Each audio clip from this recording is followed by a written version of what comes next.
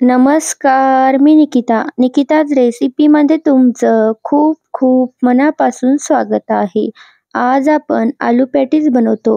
तर चला बनवायला सुरुवात करूया. तर कढईमध्ये 2 चमचे तेल घालू. त्यानंतर जिरे मोहरी छान तडतडली की इथे मी बारीक कट केलेला कांदा घातला आहे. कांदा आपण तेलामध्ये मस्त असा परतून घेऊया. त्यानंतर इथे मी 2 मोठ्या आकाराची बटाटे घेतली आहेत. त्यावरची साल काढून घेतली आहे ते इथे आपण घालूया. त्यानंतर यामध्ये आपल्याला काही मसाले घालायचे आहेत. जसं की इथे मी हळद घातली आहे, धने पावडर, लाल तिखट तुम्हाला कितपर्यंत तिखट आवडते त्यानुसार घाला, गरम मसाला आणि चवीपुरतं मीठ टाकून आपण व्यवस्थित असं आपण याला मिक्स करून घेऊया. तर आपली पॅटीससाठी लागणारी चटणी बनवून तयार आहे. वरतून मी बारीक कापलेली कोथिंबीर घातली. आता आपण पॅटीससाठी लागणारं कणिक मळून घेतो. त्यासाठी इथे मी 1 वाटी मैदा घेतला आहे. चवीपुरतं मीठ घालू. यामध्ये आपल्याला 2 चमचे साधारण गरम केलेलं तेल घालायचं आहे. सर्व व्यवस्थित असं आपण मिक्स करून घेऊया आणि थोडं थोडं पाणी घालून आपल्याला घट्टसर असं कणिक मळून घ्यायचं आहे. तर आपलं पॅटीसचं कणिक मळून तयार आहे. आता आपण पॅटीसवरती लावण्यासाठी एक बेटर बनवतो. त्यासाठी इथे मी मैदा घेतला आहे. त्यामध्ये कॉर्नफ्लॉवर घालायचा आहे आणि 2 चमचे तेल घालायचं आहे. जेवढा आपण कॉर्नफ्लॉवर घेतलं होतं तेवढंच आपल्याला मैदा घ्यायचा आहे. सर्व व्यवस्थित असं आपण मिक्स करून घेऊया. तर बघा अशा प्रकारे आपल्याला बेटर पाहिजे. पॅटीसवरती लावण्यासाठी बेटर बनवून तयार आहे. आता आपण गॅसच्या वट्यावरती चपात्या लाटून घेऊया. तर आपल्याला 3 चपात्या लाटून घ्यायच्या आहेत. चपाती आपली जास्ती जाडही नाही आणि जास्ती पातळही नाही.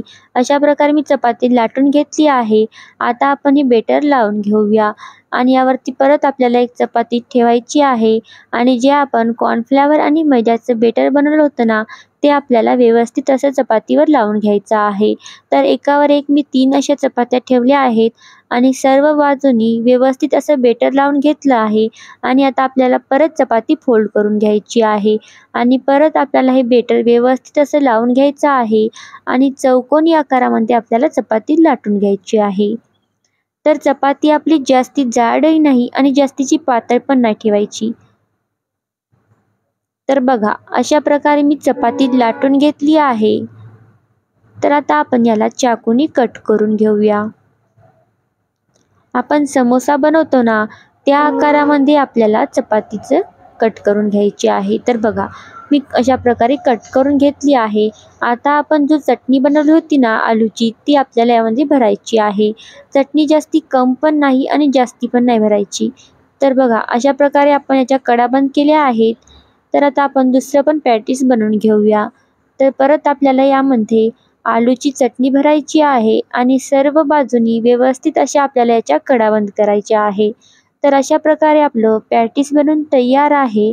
आता आपण गॅसवरती तेल गरम करायला ठेवूया.